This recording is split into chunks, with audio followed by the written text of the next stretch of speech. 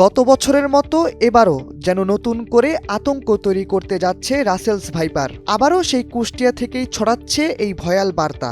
কারণ মাত্র ৬ ঘন্টার ব্যবধানে এ জেলায় ২ জন মানুষের মৃত্যু হয়েছে এই ভয়ঙ্কর বিষধর সাপের ছোবলে। ২৮ মে কুষ্টিয়া জেনারেল হাসপাতালে চিকিৎসাধীন অবস্থায় পরপর মৃত্যু হয় সদর উপজেলার ঝাউদিয়ার আনোয়ার হোসেন ও দৌলতপুর উপজেলার কাশিমপুর গ্রামের মাহফুজুর রহমান নামের ২ ব্যক্তির। দুজনই নিজ নিজ এলাকায় কৃষিকাজে ব্যস্ত থাকার সময় রাসেলস ভাইপারের ছোবলে আক্রান্ত হন। স্থানীয়রা দ্রুত হাসপাতালে নিয়ে গেলেও চিকিৎসকদের সব চেষ্টা ব্যর্থ হয়।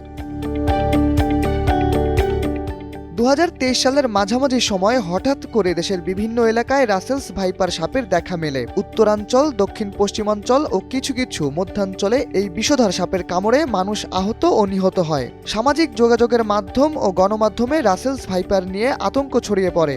অনেকেই পোস্ট দেন, ভিডিও প্রকাশ করেন, আবার কেউ কেউ ভুয়া তথ্য ছড়িয়েও জনগণকে বিভ্রান্ত করেন।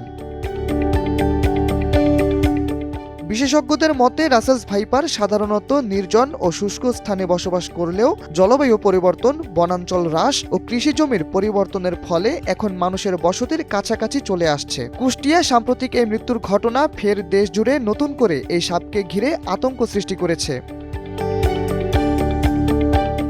বাংলাদেশে বর্ষাকাল মানেই সাপের উৎপাত বাড়ার মৌসুম।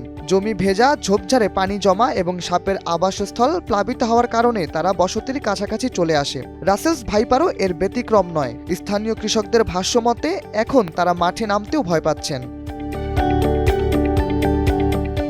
বাংলাদেশে বিষধর সাপে কাটার পর সঠিক চিকিৎসা না পাওয়া এখন একটি বড় সমস্যা। কুষ্টিয়া জেনারেল হাসপাতালের চিকিৎসকরা বলছেন, অ্যান্টিভেনম থাকা সত্ত্বেও অনেক সময় রোগী দেরিতে আসার কারণে বাঁচানো সম্ভব হয় না। তাছাড়া অনেক গ্রামে এখনও ঝাড়ফুঁকের ওপর নির্ভর করে সময় নষ্ট করা হয়। আরও উদ্বেগের বিষয় হলো রাসেলস ভাইপারের জন্য নির্দিষ্ট অ্যান্টিভেনম এখনও সব হাসপাতাল বা উপজেলা স্বাস্থ্য কমপ্লেক্সে সহজলভ্য নয়।